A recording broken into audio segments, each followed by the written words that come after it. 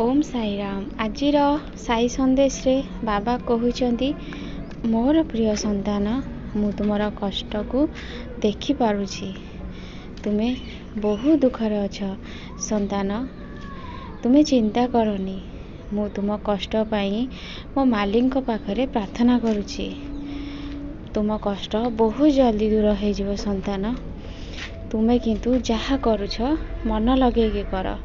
तुमे जहा भी कार्य करुछ से कार्य को श्रद्धा और विश्वास रखिकी कर। तुमे निश्चय जीतब। तुमे जेतेबेले भल काम करुछ संतान, सेतेबेले किछि लोक अछंती से तुमको समालोचना करुछंती, थट्टा भी करुछंती। तुमे किंतु तांको कथा को मन भितर रखिकी बहुत कष्ट पाउछ संतान। तुमे तांको कथा सुननी। तुमे भाविच तुम परिस्थिति जेतेबेले बहुत खराब थिला, सेतेबेले तुम पाखरे केही नथिले, सेतेबेले तुम बाबा ही तुम पाखरे थिले ना संतान। तुम बाबा तुमको रास्ता देखैथिले। सेतेबेले जदि तुमे भांगी पड़ी नथिलो ताहले आजि काहेकि भांगी पड़ुछ संतान। से समय कथा टिके मन पकाओ संतान। कौन परिस्थिति थिला सेतेबेले, समस्ते तुम पाखरु मुँह बुलेई नैथिले, सेतेबेले किंतु तुम बाबा तुम पाखरे थिले संतान। तुमे मो ऊपर श्रद्धा और विश्वास रख।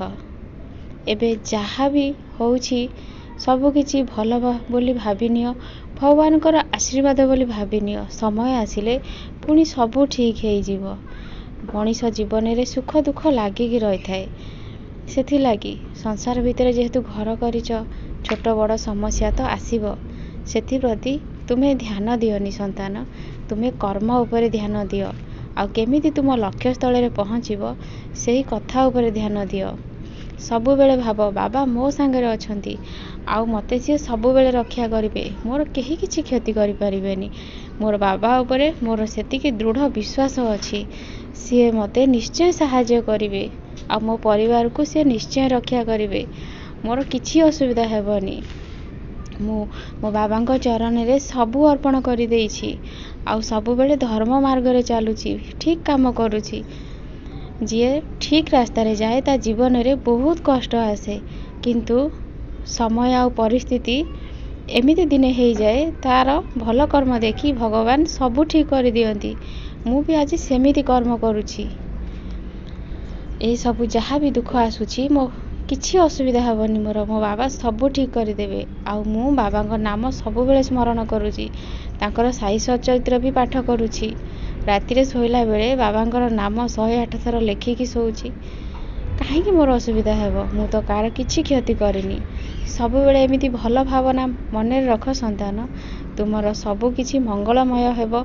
आउ तुमे बहुत खुशी आनंद रे रहिबो। तुमे निजर सांसारिक जीवन प्रति जेतिकी ध्यान दौच सेतिकी ईश्वर प्रति भी ध्यान दियो। कहीं ना ईश्वर केबे काहाकू कष्ट और दुख दियंतिनी। संसार रे रहुच कर्म कर, हेले एते भी संसार रे माया रे बांधी हुओनी जे तुमको दुख ही दुख मिलिबो। तुमे संसार रे जेहेतु रहिच सबू कर्म कर, हेले निजको ईश्वर पाखरे समर्पण करि दियो। ईश्वर पूजा पाठ सेवा सेथिरे मन को लगाओ। देखिबो तुमर सुख दुखर किछि भी चिंता रहिबनी संतान। आउ मु तुमको सबु बेले आशीर्वाद दउछि। तुमे बहुत हस खुशी आउ आनंद रे रहिबो।